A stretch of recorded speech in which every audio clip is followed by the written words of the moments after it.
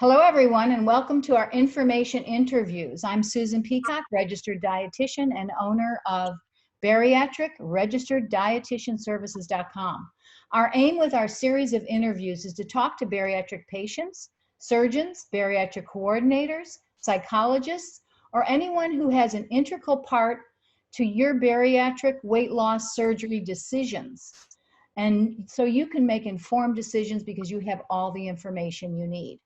Today we have someone very special to talk to, a bariatric weight loss surgeon that I have known and worked with for over 10 years. I see some of his patients every 30 days for 6 months and talk to some of his patients post-surgery to see how they're doing. He is a board-certified general surgeon who completed a fellowship in bariatric surgery. He has been in private practice, mainly bariatric surgery, in South Florida for 13 years. He's in Boca Raton. Let me introduce to you Dr. Kahlil Shillingford. Welcome. Thank you. How are you doing today? I'm doing great. Good. Okay. So let's get started. What bariatric surgeries, weight loss surgeries do you perform, Dr. Shillingford? I perform laparoscopic sleeve gastrectomy, also gastric bypass, and lap band. Over the past 7 to 10 years, sleeve has become the most popular surgery with me and with most weight loss surgeons. So we'll talk, I guess, a lot about sleeve as opposed to bands or bypasses. And why do you think that is, that the sleeve has taken the lead in surgeries? I think that sleeve has become more popular because it's still a very powerful tool. I'd say almost 90% as powerful as the gastric bypass, but with a fraction of the risks long term.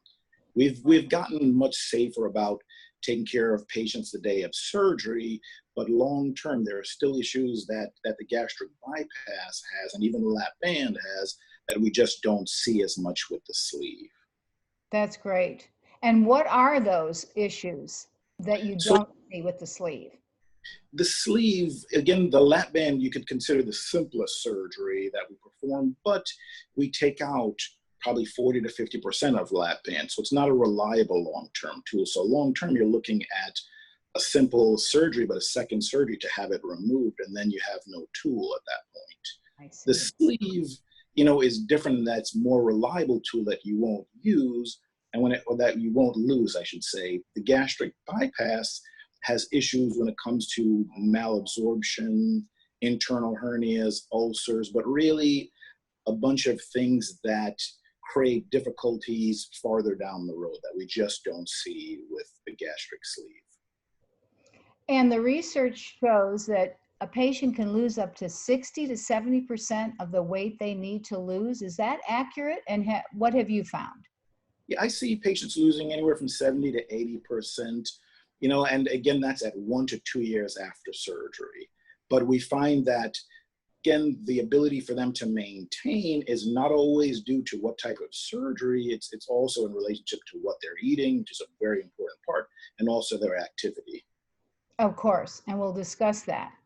What insight do you have for our viewers for each of the surgeries you've performed as far as, well, we've discussed the sleeve is the most popular. So what percentage of the patients that knock on your door actually get the sleeve? I would have to say 80 to 90% of the patients get the sleeve. Okay. So already have the band and don't want a bypass, and then we'll go to sleeve. But I find that there are still patients that would benefit from a gastric bypass, but those are usually patients with severe reflux or very bad diabetes. Okay. And what do you tell a patient that says, I want to lose all my excess weight? I want to get this surgery and not have to worry about any weight anymore?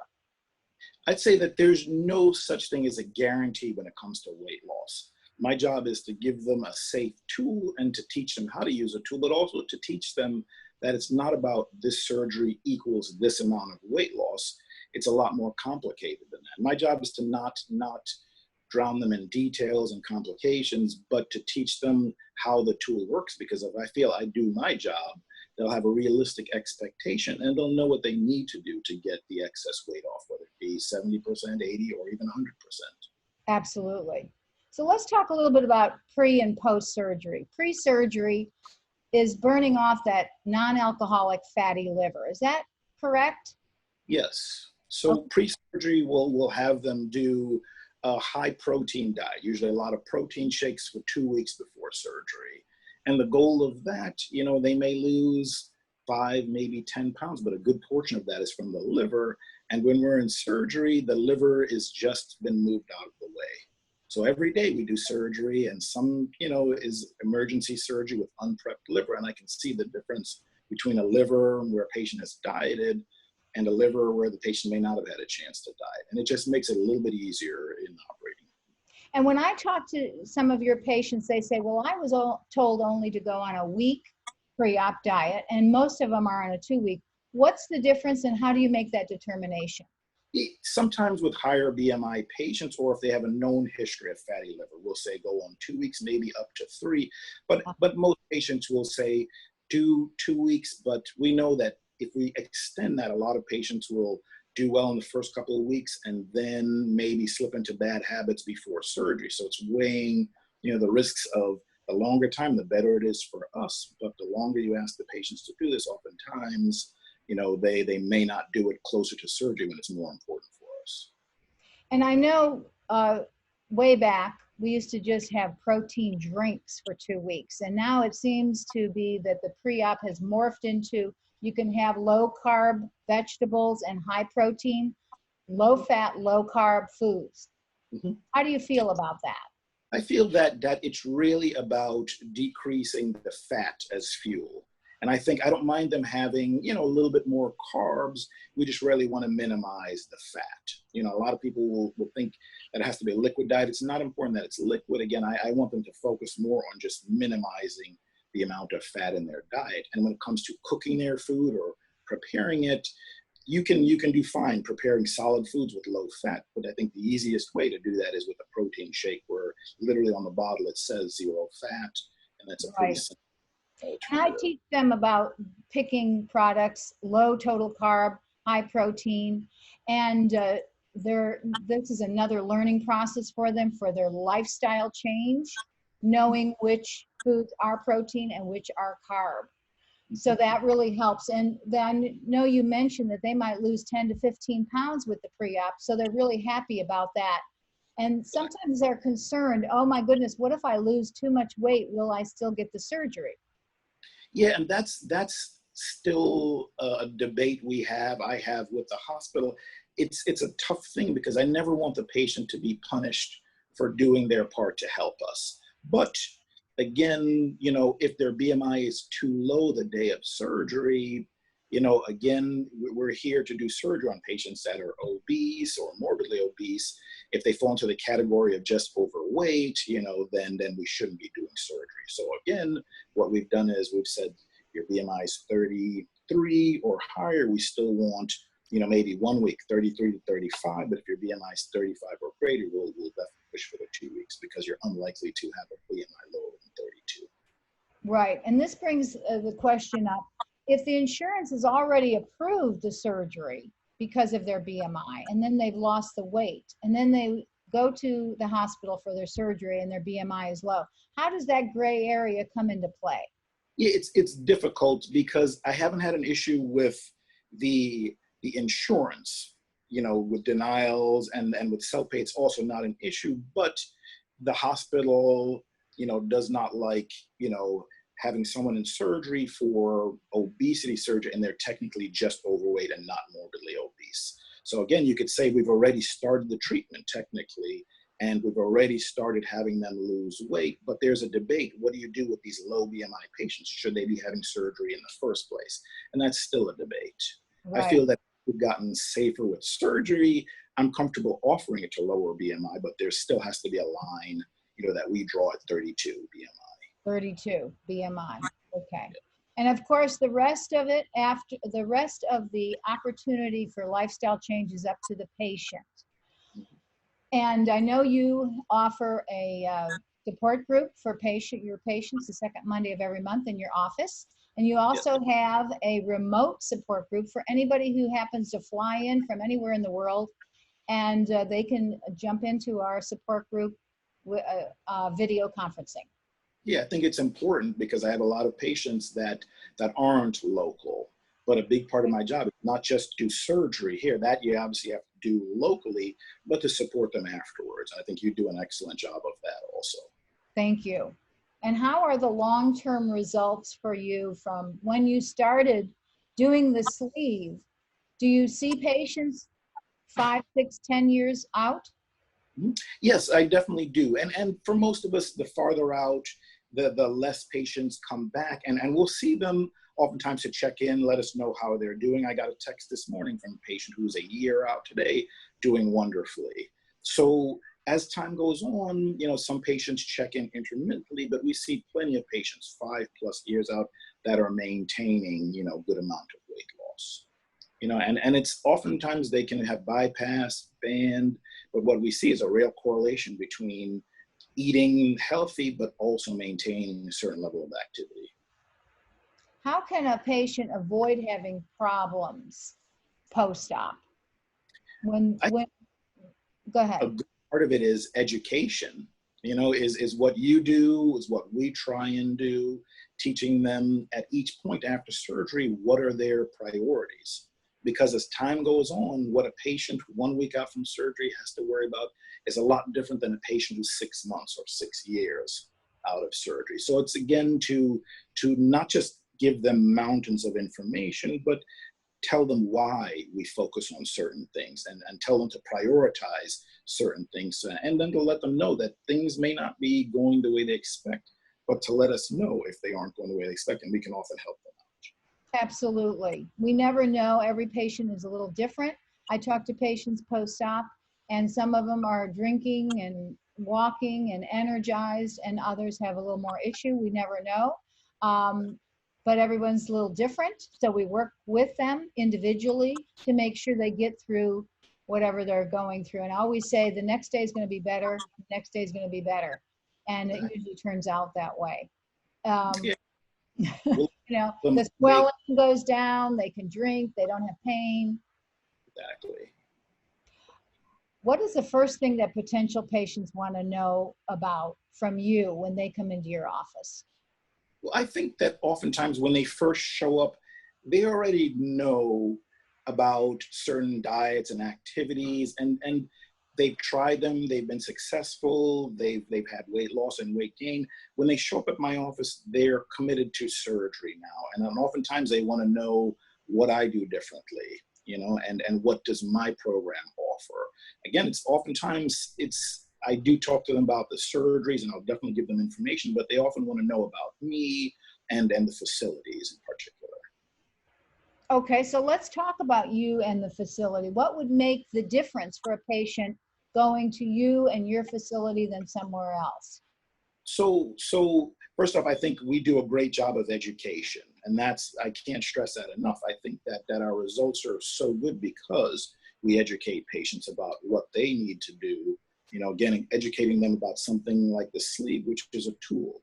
It's not magic, but it's a very powerful tool, but used properly, you'll have excellent results. So we do a good job here in the office, but the hospital also does an excellent job, and so do you when it comes to being a team. So I think that what's important is knowing that as a team, we're going to give them a lot of different resources that they can take advantage of. And the more they take advantage of them, the higher their chances of success, not just short term, but years afterwards. Right. The sleeve is a tool for weight loss, but there's so much more to it. And like you said, we bombard them with lots of information. We want to make sure they have it in their hands, but it's hard to digest it all. But then once they are in the process, they go, okay, now I see why, now I get it.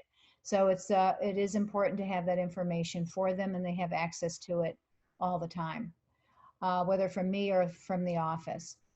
What concerns do you have for bariatric weight loss patients, either before or after the surgery?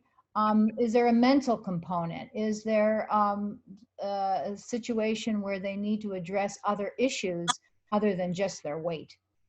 Yeah, I often tell people they prepare themselves for the physical component of surgery.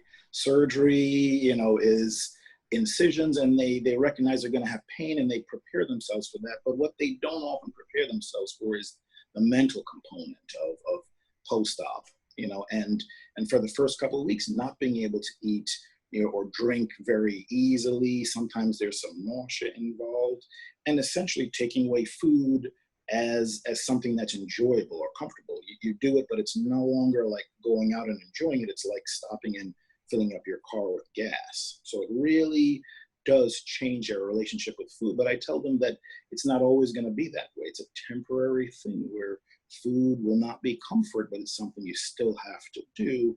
And as time goes on, the sleeve does relax, things do return to normal, but they still will have the sleeve as a tool helping them down the road, but not Absolutely. And we're going from an 32 ounce, a quart stomach, to about 3 ounces. Is that accurate? Yeah, that's pretty accurate. Mm-hmm. And so how much can that new stomach stretch if patients overeat? I tell them that there is a component of overeating, but we expect the stomach to stretch. So again, I'll tell the patients oftentimes before surgery, your stomach is 100%. At a day after surgery, it's a fraction of that. But when you're a year plus out, I expect it to be 30 to 50% in size. And from that point, the hunger may be 30 to 50%, the volume may be 30 to 50%, but they're still going to be guaranteed to be eating a whole lot less than the average patient and less hungry than the average person. So in the end, I think that even if they overeat a little bit, maybe they'll have a 50%, but I also explain to them that having a slightly larger stomach doesn't correlate with weight gain. Even some of the smaller stomachs doesn't mean you'll have an easier time losing weight, because again, it's about the balance between what you're taking in and what you're burning, not correlation with the stomach size. Right, and that's where that lifestyle change comes into play. Mm-hmm. Changing your whole feeling about food and how you are in the world, getting excited about the new energy you have after surgery and the things you can do that you couldn't do before and how you feel. And I always say, you've just added 20 years to your life or more by losing some of the weight that you have. And you're around for your children, your grandchildren, for all that life has to hold, which is such a positive thing. I ask patients when I talk to them to write a goal list, other than the obvious of weight loss and being healthy, what else do you want to accomplish during this weight loss journey, and how are you going to gain from losing? Exactly. Yes, very important. What pain medication do you recommend for your patients, and would you or have you considered the CBD oil? So we've changed, in everyone, I'll restart that. We've changed our pain, our post-op management of pain. We've gone away from PCAs or patient-controlled analgesia pumps, which give morphine or Dilaudid, and we've gone away from that to doing local blocks. It's called tap blocks, where it's, again, a fancy ultrasound-guided block of the nerves there. So we're now minimizing narcotics, not only intraoperatively, but postoperatively on the floor. So now you have patients that have a little less nausea, and we're giving them other non-narcotics in the hospital, and oftentimes going home with minimal need for narcotics. So that is really well for. Yes, that's wonderful. And as far as CBD oil, I think that there's still the issue with that is that it's still not quite regulated enough. I think it's going to be a great option, but more for chronic pain. When it comes to short-term pain, it's just not regulated to the point, and it will get there, but I still see it as a viable option more for chronic pain. I see. Yes. Okay. I do have patients asking me, and with this opioid crisis, I'm always interested in how we handle the pain. What do you suggest to patients about checking their blood sugars, or not blood sugars, their blood tests every year, or how far out or how often after bariatric surgery to make sure that they're not becoming deficient? Because as we know, that surface area of the stomach is not complete, so there's more chance of becoming deficient in certain vitamins and minerals. So what we've started doing is, as long as they're doing well, I expect patients to be tired immediately post-op, but then after a couple of weeks, they're feeling better.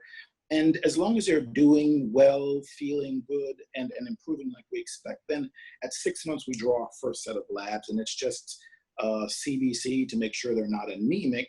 At that point, also we'll check the hemoglobin A1C to monitor their level of glucose or sugar control, and also an albumin just to test their protein. And we'll do that at 6 months. And then at a year, we'll test a full panel of full vitamins, including B1, B12, vitamin D, calcium.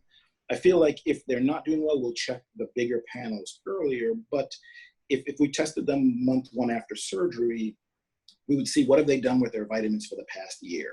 And a lot of that's not going to have any relationship to surgery. So again, we like to wait up until a year to get a really important nutritional panel. Okay. And of course, patients know after our education that they need to take their vitamins, minerals, and supplements for the rest of their life. Yes. Do you find that they are compliant with that? I think that a lot are compliant with just a multi and B12. But I look at labs at the end of my clinic day every day. I look through labs and I can just have a stamp for calcium, vitamin D. So we're always making these little corrections.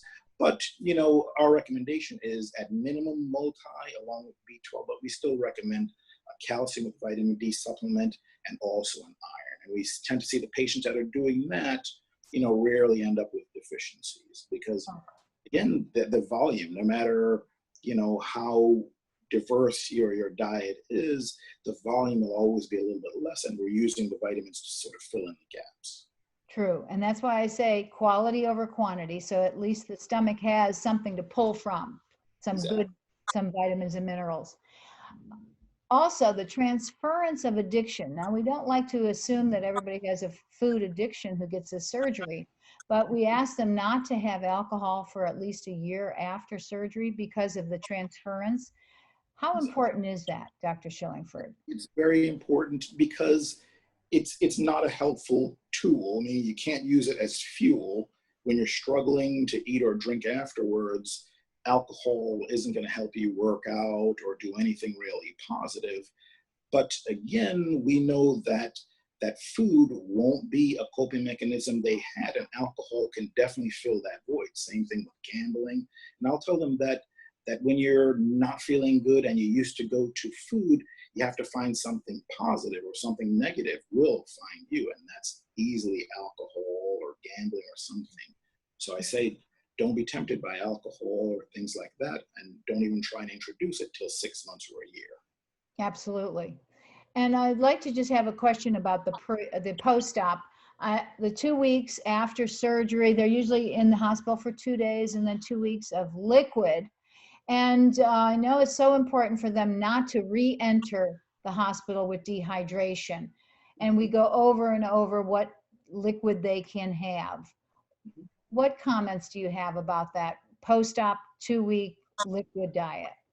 Again, it's oftentimes my job as a surgeon is to make sure that little stomach has no narrowings and that small amounts of fluid can go down relatively easy.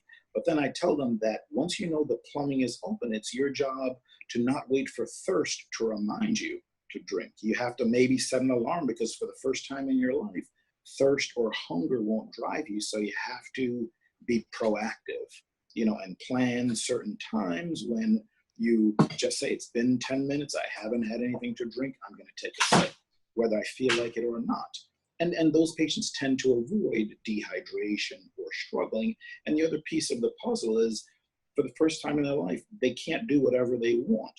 When they're not feeling good, the temptation is to try and eat or take vitamins. And I said that there's no point in doing all of those things if they're not 100% sure they're hydrated. So they have to prioritize hydration over calories or vitamins or pretty much anything else, because dehydration is the #1 issue that makes it difficult early on. That's right. And they're learning how to handle their bodies and listen to their bodies for the first time. So that's very important. And what do you think people should look for in a surgeon when choosing bariatric weight loss surgery? So I think that it's important to not only meet me and to get to know me, but also my staff and also the hospital. And I think that again, can't stress enough that we're a team. It's not just me the day of surgery and me the day afterwards. It's a whole team. including you, including my office staff, the hospital, that will support them before surgery and after surgery. Again, I think I have a great job, but my job is as a tool maker. I provide them a safe tool, but it's not as simple as providing them a safe tool. We've got to also teach them how to use that tool. I think that's in a lot of other places. And I just wanted to say something about the liquid. There are apps on the phone for making ding, ding, dings every few minutes. And there's containers that have little buzzers and little lights that go off. Because I do have patients say, yeah, I have my water with me, but I forget to drink it. And I always suggest to them, treat your water like your cell phone. You wouldn't let go of your cell phone. Hang on to your fluid and drink it. Yeah, and it's a challenge because for the first time in their life, they're not triggered by hunger or thirst. Most of us live our life where we're hungry, we eat, we're thirsty, we drink, and if we're not, we don't think about it. And that just doesn't work, especially right after the surgery. So, yeah, it's a very important part of what we teach them. And being proactive with your hunger, when you do need to eat, have the food available. So we talk a lot about making food before, prepping food prep, before you walk out of the house, have things that you know you're going to have or know you want to eat, instead of waiting like many used to wait and hit the machines or whatever was laying around the office. So that's really important to maintain your weight loss way into the future, learning how to eat and eating at the right time. And and I know I run your support group and your remote support group. How important is that for your patients? What feedback do you get? Well, the support groups you're asking about? Yes. Okay, yeah, very important, very important. And everyone is different. Everyone learns differently, but we want them to know that it's much easier to learn from someone else's mistakes or to learn from someone who's done this before, or taught this before, than to figure it out on your own. So again, our job is to guide them. And I often tell them for the first couple of months, it'll be a little bit difficult and confusing, but my job is to make it that when you're a year or two out, you could come and give a lecture like this about weight loss. You understand it that well. Absolutely. Yes. We have lots of patients who are eager to talk about their experience. They offer everything that you might want to think about or have had a problem with. And it's wonderful at our support group that we bring everybody in and solve problems and make people feel comfortable. I always get, oh, I feel so much better knowing that somebody else has my problem. Exactly. and how they solved it. And of course, information from everyone else. Yeah, and it's important. As my practice has grown, I found that I have a lot of patients that come from all over the country, from different, but I find that it's now patients and word of mouth. So they already have small support groups. And I find that that's extra important because they've seen it work with someone close. And that person has said, it's not the easiest thing, but here are the tools I use and here's what to expect, as opposed to going in it not having any real expectations. Right. And above all of those issues that people have or patients have, I've never heard a patient say, I wish I did not do the surgery. I wish I would have done it earlier, is the usual response. 100%. Because they're so happy with the results. And I hear right after surgery, I do hear, and I struggled that first couple of weeks and I really looked back and said, what did I do? But 100% of the time, it's just a matter of when. They say, oh, now I get it. Now I'm feeling better. Now it's worth it. Exactly. And if you have more questions for our guests or would like to hear from someone in our interview session, please contact us. And a question for Dr. Shillingford.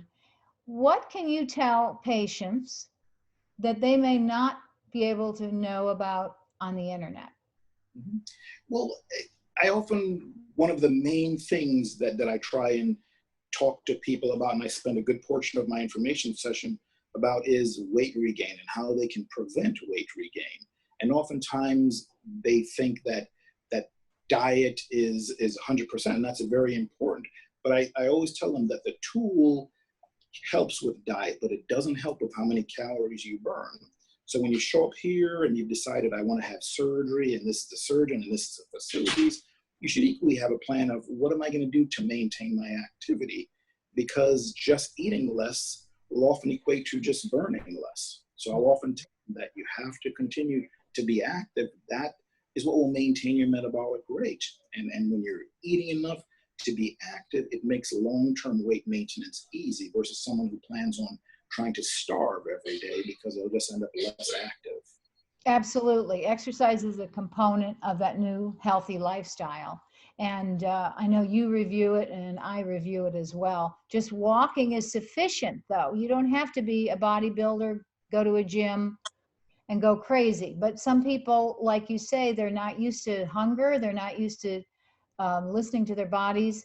They don't realize how important it is to keep that metabolism going and to build that muscle. Exactly. So that's very, very important to maintain. And many of them come back to the support group and they say, well, you know, I lost my weight and I'm running marathons. I'm doing things physically that I could never do, zip lining, getting in the rides at Disney with my grandkids and my children that I couldn't do before, and not feeling embarrassed because I'm told you're too heavy. So it's just positive all the way. Exactly. And you mentioned it earlier, you tell them to focus on something just besides a number, just besides weight. Because if you focus on saying, look, I'm going to be able to ride my bike with my children, you're going to force yourself to eat a certain way versus I just want a number. You can starve to a number, but you can't starve your way to better health. Absolutely. Excellent. Perfectly way put. Well, I have my questions answered. Do you have anything else you'd like to share with our viewers, Dr. Shillingford? No, I just think that if it's something that you know someone's interested in, to reach out to us. We have information sessions here every Wednesday in the evening, and just come on by and give us a call. Okay. And your address in Boca Raton will be on this video, this interview, and you can get in contact with him. All his information will be there. And thank you so much for joining us, Dr. Shillingford. It was wonderful. And we'll see you soon. Okay, I Thanks, appreciate it. everyone. Take care. All right.